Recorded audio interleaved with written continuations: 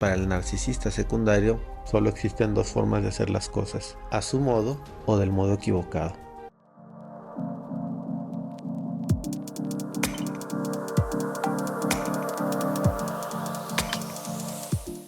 Advertencia. El siguiente contenido puede adoptar enfoques que pueden ofender moralidades correctas, más bien correctivas, herir algunas susceptibilidades e incomodar a quienes suelen victimizarse. Si te atreves a pasar un rato quizás incómodo, pero con potencial de aportar a tu desarrollo personal, continúa bajo tu responsabilidad. Se recomienda discreción y mucha autocrítica. Hola, ¿qué tal? ¿Cómo estás? Mi nombre es Antonio Ayala y soy psicoterapeuta.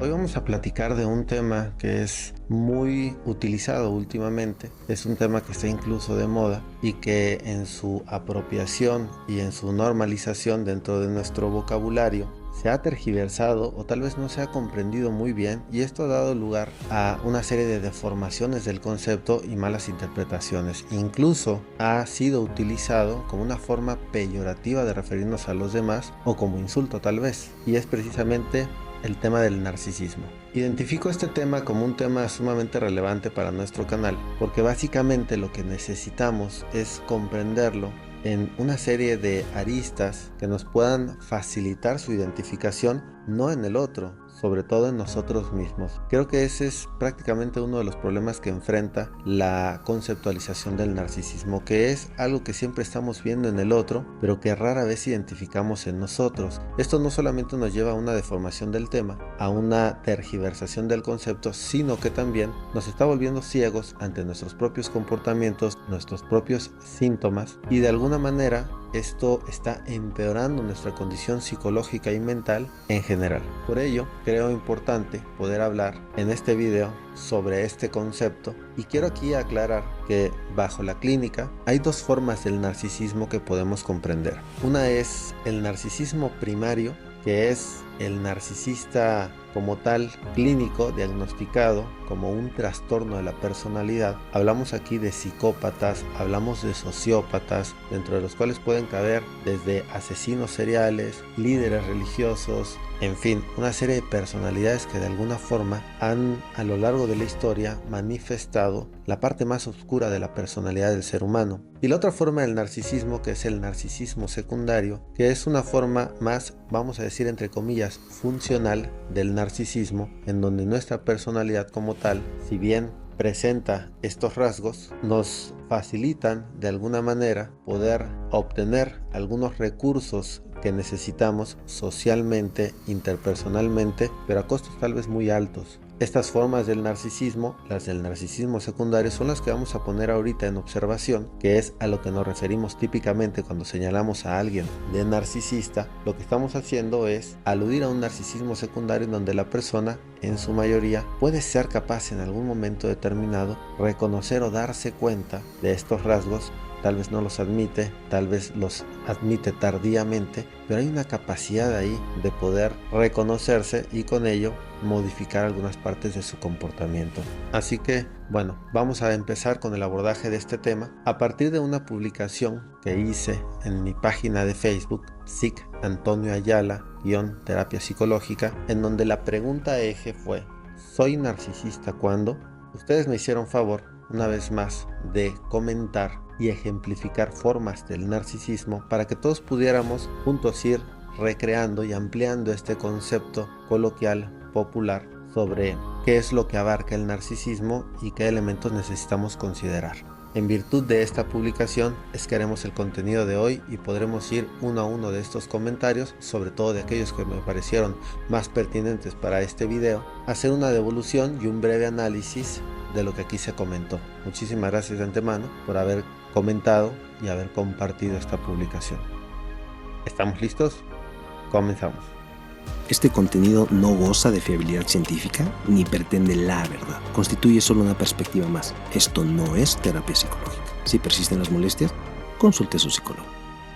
Vamos a empezar con los comentarios. El primer comentario es el tuyo, Lupita Roxanne, que dices: cuando mis acciones se rigen por cubrir apariencias, queriendo parecer que tengo una vida perfecta, sin problemas, llena únicamente de felicidad. Efectivamente, Lupita, creo que atinas al comentar sobre el tema de las apariencias, que es un tema importantísimo dentro de nuestros rasgos narcisistas, porque recordemos que parte de este narcisismo secundario nos va a llevar constantemente a la búsqueda de una apariencia que pueda ser aceptable, reconocible, admirable, deseable. Entonces, sí estamos buscando apariencias, pero hay que especificar que no es cualquier tipo de apariencia. Es una apariencia, como bien comentas, que está dotada de perfeccionismo, que es otro de los atributos dentro del narcisismo secundario, que buscamos que todo en nuestra vida goce de perfección, porque precisamente al ser perfecto puede ser aceptado y puede ser reconocido con mucho mayor facilidad, dando así esta apariencia de poseer todos estos atributos que se supone se requieren para ser aceptados e incluidos dentro de la sociedad y un poco más, porque dentro del narcisismo secundario lo que estamos buscando constantemente es superioridad, es esta mirada no como uno más, sino como alguien extraordinario, como alguien superior, y para esto el tema de una apariencia que goce de los atributos estéticos, socialmente, económicamente, moralmente, sexualmente y demás, es lo que nos va a intentar asegurar esto, de la misma forma que el perfeccionismo nos acerca a poder brindar esta imagen acabada, esta imagen completa de lo que se supone se requiere para la aceptación de los demás. De igual forma, vamos a tender a mostrar y presumir una hiperfelicidad que de alguna manera pueda hacer gala de una vida completa, de una vida en donde no existe la falta, porque algo que no toleramos quienes tenemos este narcisismo secundario es reconocer que algo falta en nuestra vida, que nuestra vida no es perfecta, que nuestra vida estéticamente no goza de una apariencia presumible. Entonces, hoy en día, ser feliz es ser admirado, es ser reconocido, incluso puede también llevarnos a ser envidiados. Así como tiempo atrás, algo que se admiraba socialmente era la capacidad de sacrificio y el martirismo, en esta época en donde la religión permeaba la cultura y esta cultura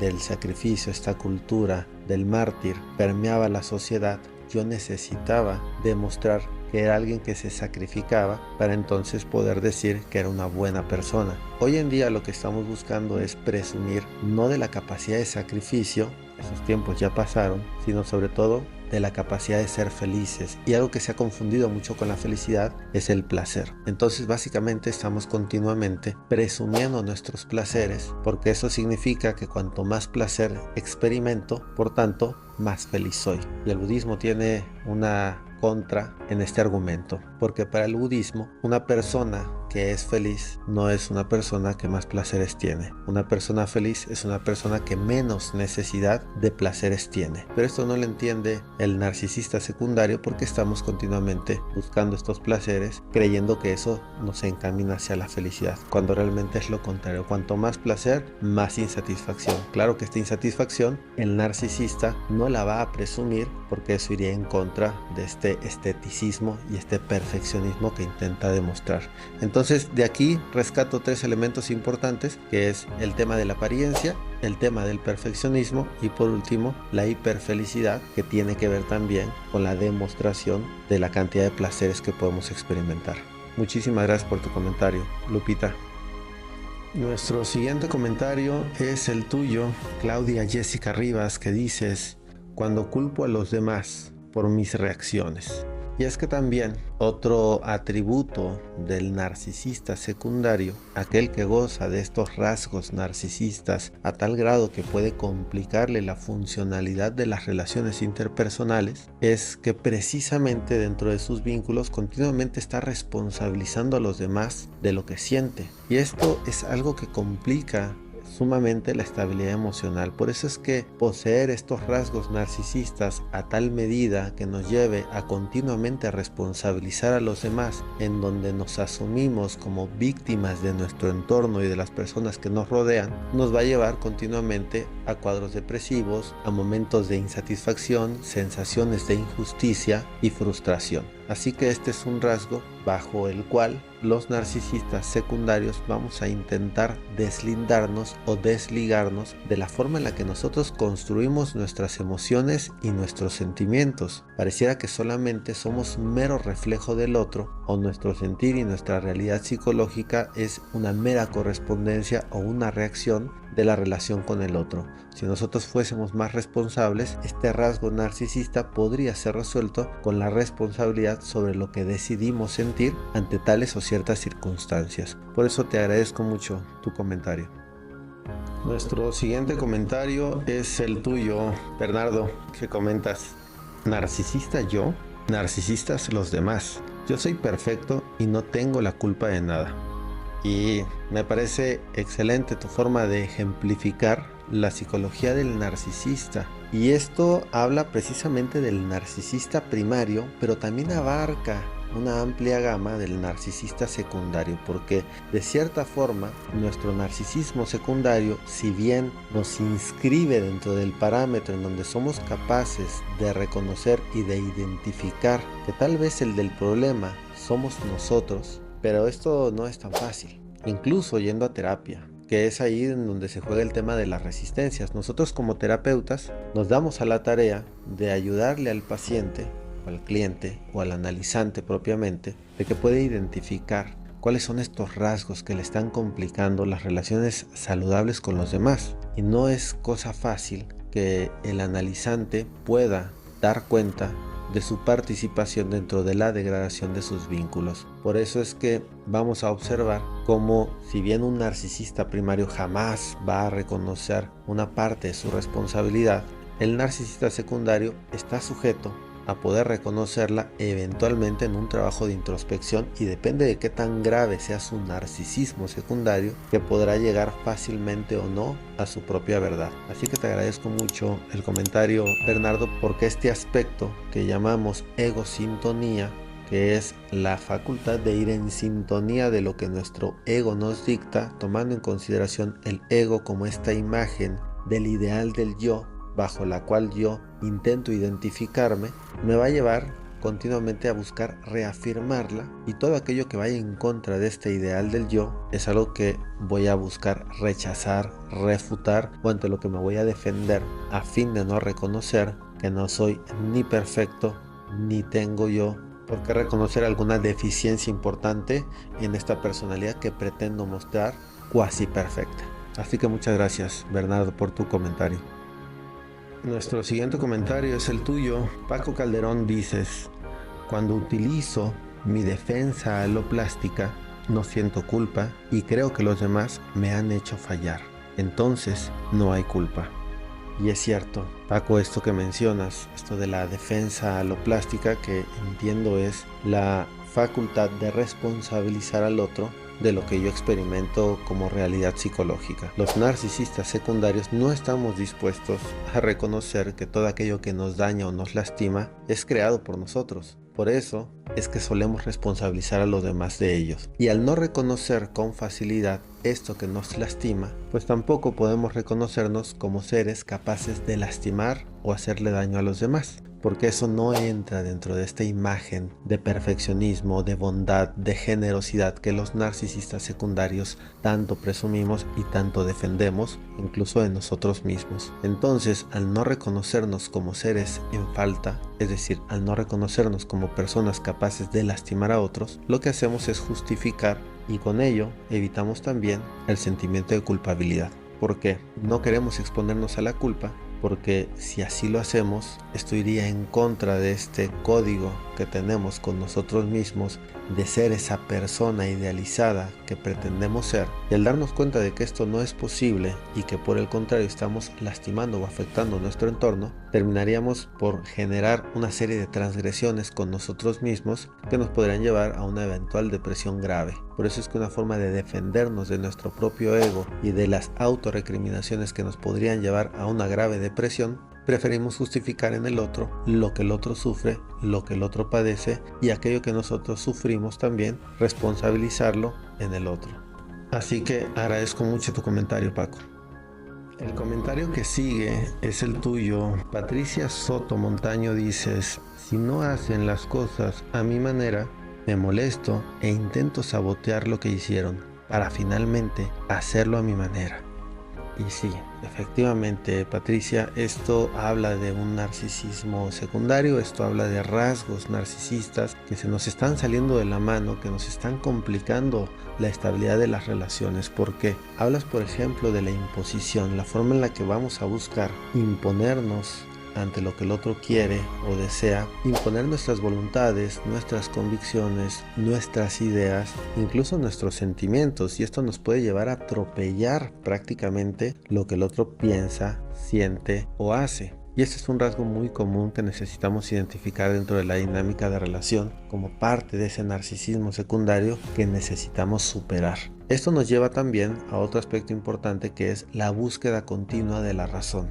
Vamos a estar en las discusiones, en las pláticas, buscando argumentar de donde sea posible, de las formas en las que pueda, para entonces aludir a que mi razón es la razón. Los narcisistas secundarios tenemos dificultad para reconocer que no existe la razón, que solamente existen razones, y cada quien tendrá las suyas dependiendo de su historia de vida, subjetividad, cultura, en fin. Creo que es importante que reconozcamos la verdad del otro, la razón del otro, y la validemos tanto como la nuestra, para entonces poder salirnos de este confinamiento, de cerrazón a la que nos lleva este narcisismo secundario. Otro aspecto importantísimo que mencionaste aquí es la forma en la que podemos llegar a sabotear las condiciones o las circunstancias para poder reafirmar que teníamos la razón. La forma en la que podemos sabotear algo que está funcionando solo porque no está funcionando a mi modo, a mi manera o en la forma en la que yo deseaba que funcionara. Y es entonces que podemos sabotear eso que funciona, claro, sin que el otro se dé cuenta, para que entonces al final podamos demostrar este punto como un punto fuerte, nuestro punto, en donde al final nosotros teníamos la razón del por qué queríamos hacer las cosas a mi manera y no estaba yo reconociendo que tu forma o tu manera también funciona. Por eso para el narcisista secundario solo existen dos formas de hacer las cosas: a su modo o del modo equivocado. Por eso agradezco mucho tu comentario, porque esto nos amplía sobre estos aspectos importantes que hay que evaluar también dentro del narcisismo secundario, como es el afán de tener la razón, la manera de imponer nuestras propias convicciones ante los demás, y por último, la capacidad de sabotear aquello que no sucede conforme a nuestras expectativas, solo por demostrar que el único camino para que las cosas salgan bien es el camino que nosotros estamos dibujando. Muchísimas gracias por tu comentario. El siguiente comentario por revisar es el tuyo. Edmundo Robles, comentas: cuando manipulo a los demás a mi antojo, creo villanos y adversidades que solo yo puedo y sé resolver, y así logro ser el héroe de la película que he creado. Atentamente, Diosito. Y efectivamente, Edmundo, agradezco tu comentario. Es cierto que el narcisista secundario lo que hace, lo que hacemos, es prácticamente manipular continuamente, no solamente a las personas, sino las circunstancias, las situaciones. Y aquí hay que tener mucho ojo, porque es pretencioso decir que manipulamos, como tan pretencioso asumir que el otro se deja manipular. Es decir, no hay manipulador sin manipulado. Y tal vez el aludir al concepto de manipulador es algo que convendría utilizar siempre que lo referimos a nosotros mismos, porque a menudo, al menos en consulta, escucho de manipuladores, pero siempre están señalando al otro. Es que el otro me manipuló, el otro es un manipulador, y creo que nunca o rara vez he escuchado soy un manipulador. ¿Por qué lo digo así? Terapéuticamente, el que yo diga que el otro es un manipulador, estoy deslindándome de cierta forma en el señalamiento. Estoy deslindando mi responsabilidad como manipulado en hacer o someterme ante lo que el otro deseaba. Por eso digo que cuando hablemos de manipulador vamos a referirnos a nosotros, para entonces ser responsables con no intentar manipular. Entonces el narcisista secundario, más que ser un manipulador, es una persona que intenta continuamente manipular. Ya si lo logra o no dependerá mucho de la persona o de las circunstancias en cuestión. Y por otro lado, Este afán de manipular lo que pretende es prácticamente simplificarnos la vida, que no necesariamente es darle mayor calidad a nuestra vida. Y con esto me refiero a que lo que buscamos esencialmente es promover nuestra comodidad, buscar nuestros placeres, evitarnos el esfuerzo, evitar a toda costa la fatiga, es decir, no tener que trabajar precisamente y buscar las formas en las que otros trabajen por nosotros para que entonces pueda ser más cómodo y más placentera la vida misma. En este proceso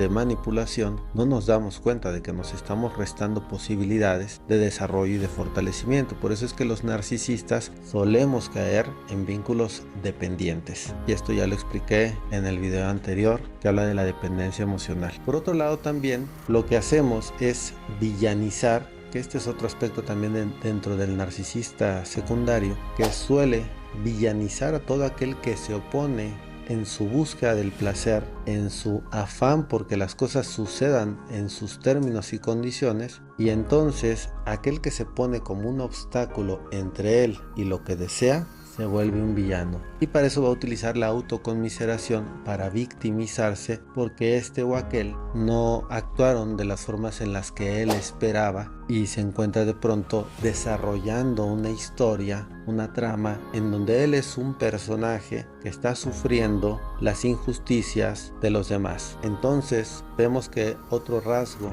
dentro del narcisismo secundario es que solemos generar o crear una serie de adversidades neuróticas, y son neuróticas porque tienen un componente neurótico. Con esto me refiero a que suceden y se inscriben únicamente dentro de nuestra realidad. Son adversidades que no son reales, pero que nosotros necesitamos construir dentro de nuestra perspectiva para justificar que nosotros hemos sido la víctima, el otro ha sido el villano. Y esto es parte de lo que se juega en el análisis discursivo dentro de los procesos psicoterapéuticos, porque nos damos a la tarea de poder descubrir, desnudar a esa persona con un narcisismo secundario que se ha puesto el disfraz de víctima para no asumir una serie de responsabilidades sobre lo que le está aconteciendo. Es así que en su narrativa él va a ser el protagonista dentro de su historia, que es otro aspecto del narcisista secundario y también, claro, del narcisista primario. Son los protagonistas en su historia, en donde son los que salvan a las personas, los bondadosos, los generosos, los magnánimos, los que de alguna forma van a llevarse el mérito de todo lo positivo que acontece en su entorno, y esto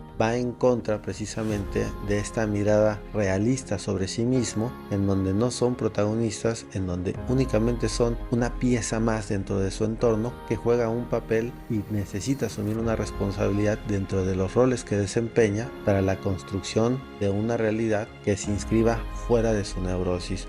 Por eso es que agradezco tu comentario, Edmundo, porque aquí mencionaste aspectos importantes como lo son este protagonismo del narcisista, esta forma de villanizar a los demás, también la manera en la que busca manipular las circunstancias y la constitución de adversidades neuróticas continuas en donde está lidiando verdaderos problemas que sobre todo suceden únicamente en su neurosis y no más allá de ahí. Muchísimas veces lo que sucede dentro de la terapia es concientizar al narcisista secundario de que realmente no está pasando nada que no sea producto de su forma de autoconmiserarse, de no asumir responsabilidades y de ir más allá de esta autoimagen que se ha construido que no le permite ajustarse a su realidad. Muchísimas gracias por tu comentario, Edmundo.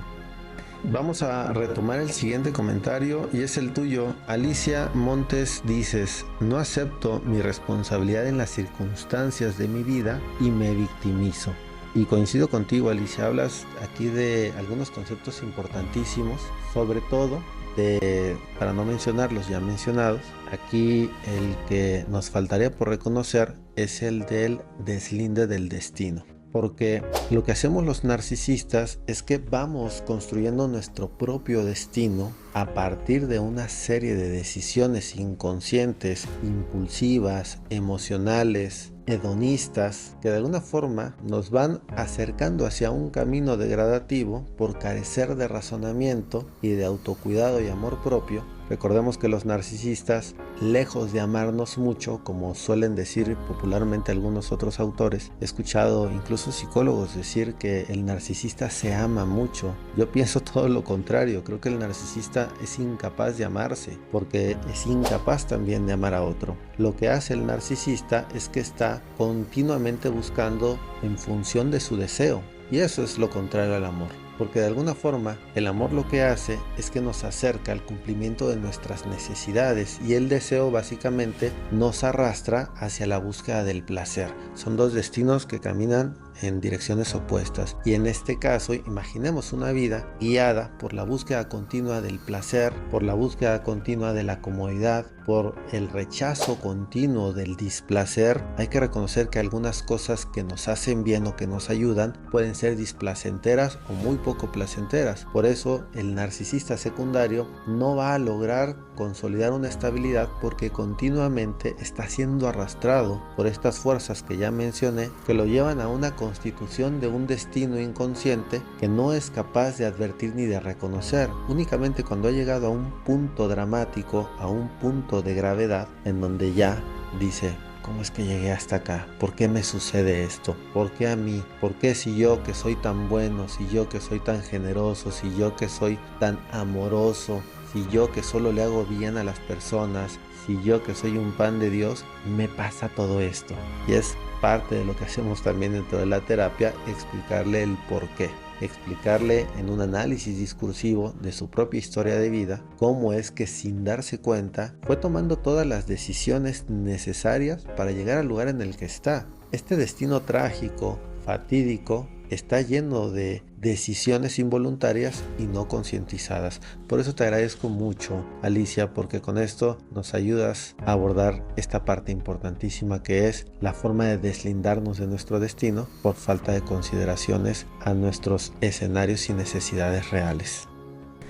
El siguiente comentario, aquí por retomar, es el tuyo, G. Krishna, que dices: cuando triangulo relaciones amorosas, entre paréntesis, víctimas, y cuando les hago la ley del descarte. Aquí estás hablando de conceptos muy clínicos, de conceptos que ya la misma psicología ha identificado, ha creado para poder identificar estos rasgos que están dentro del narcisismo secundario. Y básicamente hablas de la triangulación como esta facultad de poder ejercer una presión o un dominio sobre nuestra pareja, apoyándonos del poder que nos hace sentir estar fortaleciéndonos de una relación externa que evidentemente vamos a mantener oculta. Esta triangulación es la manera en la que yo me empodero, por decirlo de alguna forma, a partir del resurgimiento, de la conquista o de la construcción de una relación externa a escondidas, que de alguna forma me hace sentir seguro de no quedar en la soledad, de no quedarme devaluado, y con ello hacerme de este poder para entonces dominar sin tanto miedo, sin tanta inseguridad, mi relación principal. Además de la triangulación, lo que vamos haciendo es migrar eróticamente hacia otra relación. Precisamente esta relación de soporte o relaciones de soporte, porque hay quienes podemos tener muchas relaciones de soporte, lo que nos hace de alguna forma es desenfocarnos de la relación principal y de alguna manera ir movilizando nuestro deseo hacia un objeto nuevo por conquistar. Recordemos que los narcisistas nos movemos en función del deseo. Si yo ya no deseo esto porque ya lo poseí, ya lo apropié, entonces voy a buscar un nuevo objeto que desear y seducir para poder conquistar eventualmente y sentirme nuevamente poderoso, capaz. Y así es que vamos migrando nuestro deseo de relación en relación toda vez que hemos dejado de desear algo porque lo asumimos como algo conquistado o ya obtenido. Y entonces, por último, llegamos al punto del descarte. Descarto esta relación que considero ya no tiene nada por ser conquistado por mí y todo mi enfoque y todo mi deseo lo desbordo en una nueva relación por conquistar, para eventualmente pasar nuevamente por la triangulación, la migración erótica y finalizar con otro descarte en donde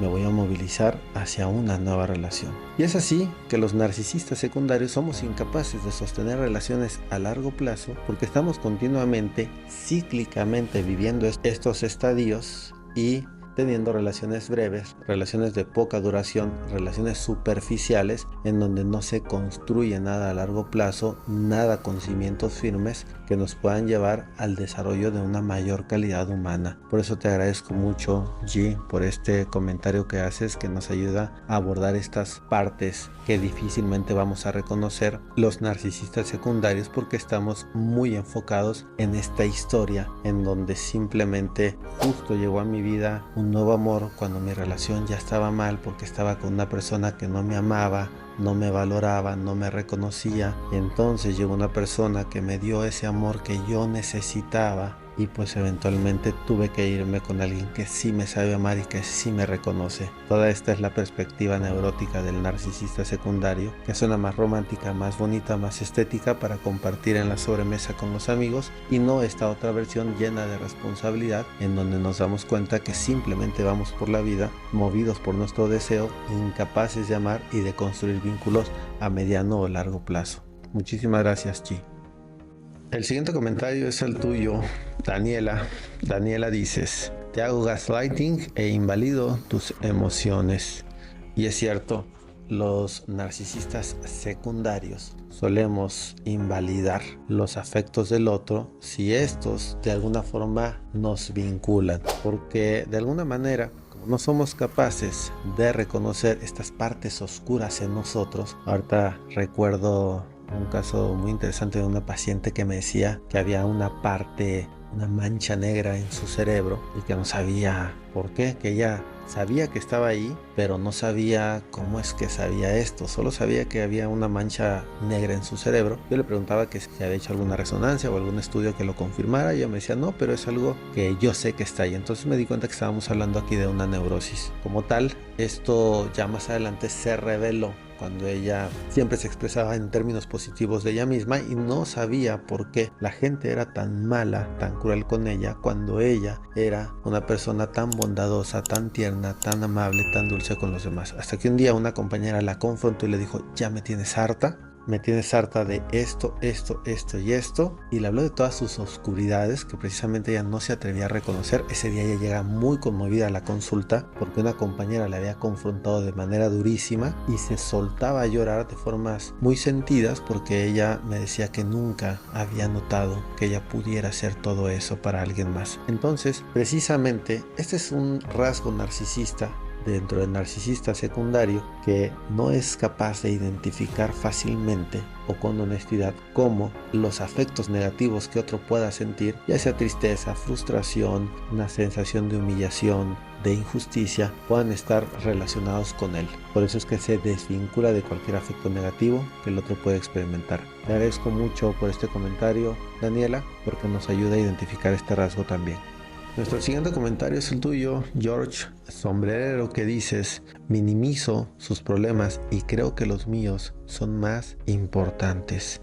Y es cierto que los narcisistas secundarios solemos minimizar los problemas del otro. Cuando el otro llega y nos comparte lo que le aqueja, lo que le agobia, lo vemos como poca cosa, no pasa nada, estás dramatizando, estás exagerando. ¿Cómo te puedes angustiar por eso? ¿Por qué te preocupa tanto aquello? Porque realmente para nosotros no es importante, y como tenemos dificultades para establecer un vínculo empático, los narcisistas secundarios tenemos dificultades para ello. El narcisista primario es imposible que desarrolle un vínculo de empatía con otro. Y por otro lado, cuando se trata de nosotros, ahí sí sobredimensionamos y le ponemos una lupa de aumento a lo que sentimos porque nos parece algo completamente dramático, trágico, y es así que al mismo tiempo que minimizo la realidad del otro, maximizo la mía en términos negativos, porque entonces voy así a justificar lo importante que yo soy por encima de los demás. Recordemos que los narcisistas solemos ser egocéntricos, ególatras y egoístas. Solo para diferenciar estos, la egolatría tiene que ver con esta forma de idolatrar lo que somos.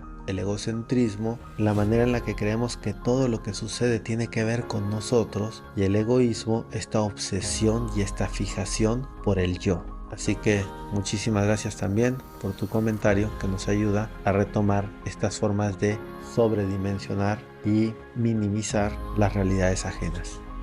Nuestro siguiente comentario es el tuyo, Grace Elizabeth, que dices: siempre soy la víctima y nadie sufre más que yo.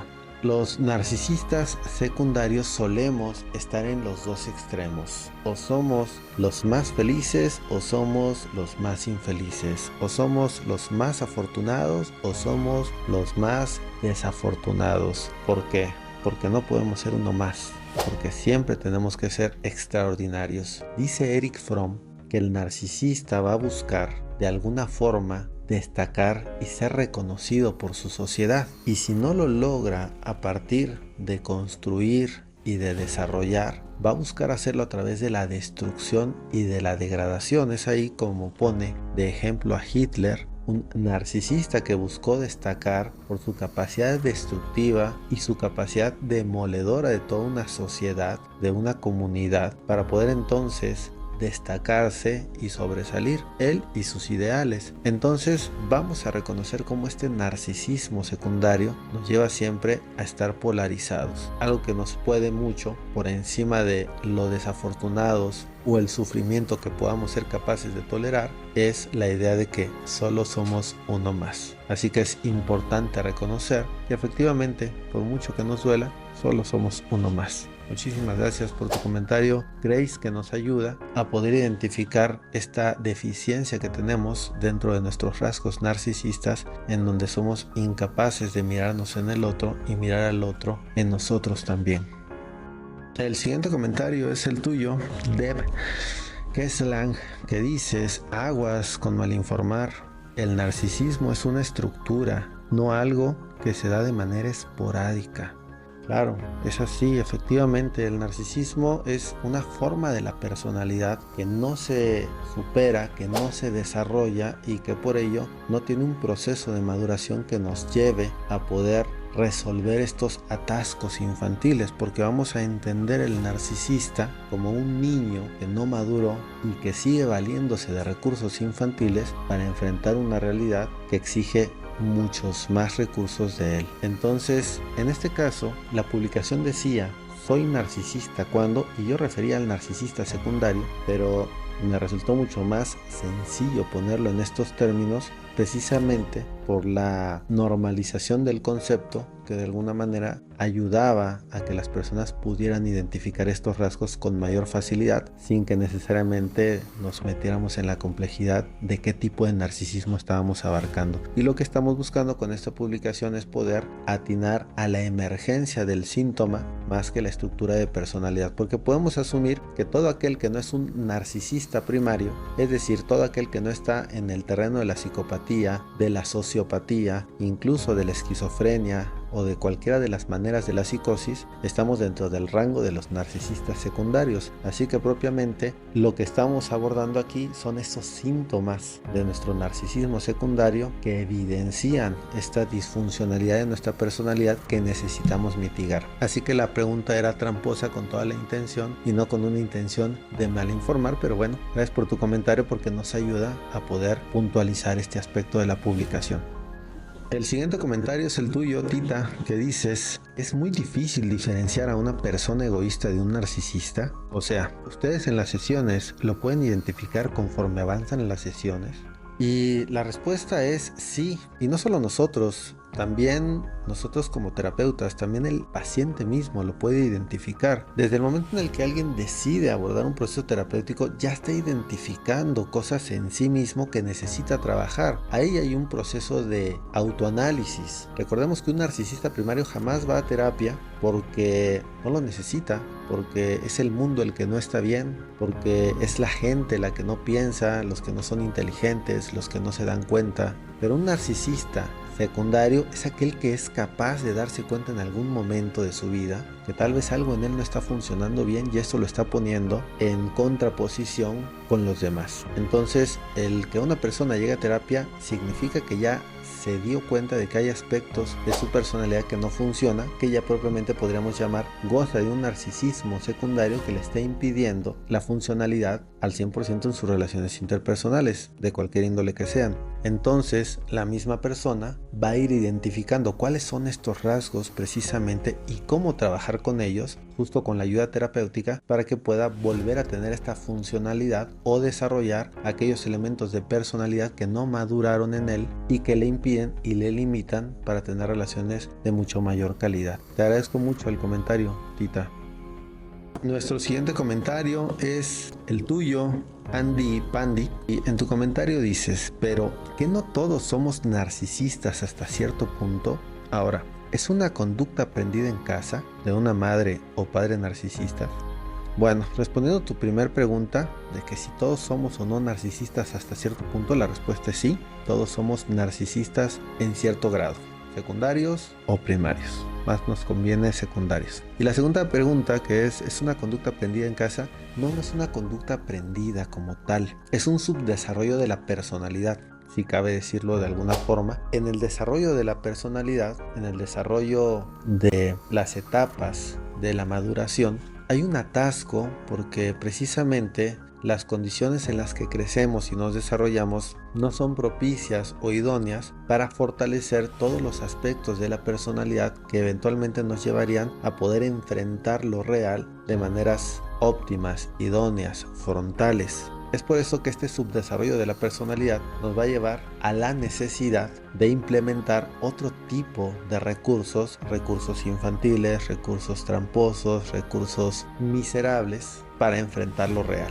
Porque al final esos son los recursos que tenemos, dada la personalidad que se constituyó en nosotros por una atmósfera parental deficiente, problemática, caótica, por crecer en un entorno de violencia, de desorden, de desprestigio, de desaprobación, por crecer en entornos carenciados o llenos de excesos, y todo esto va a conformar la complejidad de una personalidad que no logra un desarrollo idóneo y que en su subdesarrollo o en este subdesarrollo va a intentar permear socialmente y cubrir con sus necesidades de una forma u otra con los recursos que tenga. Y es así como se instituye una personalidad deficiente que, lejos de armonizar y de contribuir con su entorno, va a deformar, va a degradar, va a complicar su entorno por no gozar de los elementos suficientes para permear de maneras funcionales. Y bueno, aquí quisiera comentar por último dos formas del narcisismo que no se mencionaron en las preguntas anteriores, pero que me parece importante mencionar, que son dos conceptos que Fromm trae. Uno es el narcisismo benigno y el narcisismo maligno. Por ahí alguien mencionaba de un narcisismo bueno o malo. A mí me refirió hacia esta conceptualización frommiana, que tiene que ver en el narcisismo benigno con aquella persona que se siente especial o extraordinaria por algo que hace o realiza, mientras que el narcisista maligno es aquel que se siente especial o extraordinario por algo que tiene o posee. Mientras que el narcisista benigno se siente extraordinario por algo que efectúa, puede ser, imaginemos, un chef que se siente extraordinario porque cocina como nadie más en este mundo. El narcisista maligno se siente extraordinario por algo que tiene o posee, como puede ser un atributo, como puede ser un objeto, ya sea la belleza, ya sea una casa, economía, estatus, una pareja, cualquier cosa que está dentro de sus posesiones, materiales o inmateriales, pero que de alguna forma le desvincula de los demás. El otro es el narcisismo benigno, y es llamado de esta forma porque de alguna manera lo pone en contacto con su entorno, sociedad. Si un chef se siente narcisistamente superior a los demás por su manera de cocinar, este narcisismo benigno pues lo pone en contacto con los demás porque va a cocinar para otros, va a beneficiar a otros con este perfeccionismo en sus platillos, mientras que el narcisista maligno se va a aislar porque considera que no necesita establecer un contacto con el otro. Imaginemos un narcisista maligno que se siente especial por su inteligencia o su capacidad intelectual, siente que es el más inteligente, el que tiene un intelecto mucho más desarrollado que cualquier otro, y entonces no puede tener amistades porque todos son tontos, son deficientes, cuales no llegan a mi capacidad intelectual, no merecen una amistad como la mía, me aburren sus pláticas, entonces me aíslo. De ahí lo benigno y lo maligno. Al decir benigno no quiere decir que sea deseable, es como un tumor. Si tú tienes un tumor benigno no quiere decir que te sacaste la lotería, quiere decir que no es cancerígeno y por tanto se puede operar con mucho mayor facilidad tal vez que un tumor maligno. En este caso el narcisismo, bajo esta concepción fromiana, ya sea maligno o benigno, se tiene que trabajar, porque el problema del narcisista es que como basa su valía en algo que realiza o en algo que posee, hay que entender que todo lo que realizamos o poseemos eventualmente lo vamos a perder. Y si mi valía está puesta en eso, pues también mi estabilidad emocional está sujeta a perderse eventualmente. Si lo que yo quiero es desarrollar amor propio, lejos de sentirme especial o extraordinario por algo que tengo o poseo, necesito reconocerme valioso, ni siquiera especial ni extraordinario, sino simplemente valioso y singular por lo que soy, no por lo que tengo o por lo que realizo. Si mi valía está puesta en lo que soy, bueno, pues lo que soy no lo voy a perder. Esto seguirá estando en mí durante el resto de mi existencia, mientras exista. Así que muchísimas gracias también por tu pregunta, que nos ayuda a poder ahondar sobre este tema. Y bueno, es así como llegamos al final de un video más. Te agradezco mucho tu presencia. De alguna u otra forma en estos videos, tus comentarios, tus aportaciones, créeme que ayudan mucho a poder abarcar diferentes aspectos dentro de los conceptos y los temas que estamos planteando en estos contenidos, y es así que haces posible que podamos desarrollar toda una problemática que es necesario identificar y profundizar. Este concepto del narcisismo nos ayudará a poder identificar, sobre todo en nosotros, recordando la psicología incómoda como la psicología valiente, la psicología del que hace, no esta psicología de la víctima en donde todos vemos narcisistas afuera, todos hemos sido víctimas de narcisistas, y estos contenidos de identifica si tu novio es narcisista, cómo salvarte de un narcisista, cómo identificar a un narcisista allá afuera, en donde incluso los terapeutas hablamos del narcisismo como si fuese algo a lo que somos completamente ajenos y estuviésemos más allá del bien y del mal en cuanto a todo lo que constituye la problemática humana. Este contenido va con la intención de poder apropiarnos del concepto, de poder reconocernos dentro de este narcisismo secundario y poder con ello trabajar con nuestros rasgos de personalidad, asumir una posición responsable en donde podamos concientizar cómo estamos afectando a los demás por no trabajar con estos rasgos narcisistas y cómo al final terminamos siendo nosotros mismos los más perjudicados también por esta indolencia. Así que ojalá que este contenido te haya ayudado a concientizar y a poder mirarte a través de los comentarios y los conceptos que fui desarrollando a lo largo del video. Muchísimas gracias. No te olvides de seguir mi página, de suscribirte a mi canal de YouTube y a seguir colaborando y compartiendo en esta página que es Psic Antonio Ayala _terapia psicológica, porque es ahí donde yo principalmente estoy interactuando contigo para poder elaborar los siguientes contenidos y seguir ahondando sobre estos conceptos. Así que muchas gracias. Y recuerda, si algo en este video te hizo ruido o te incomodó, consulta a tu psicólogo de confianza.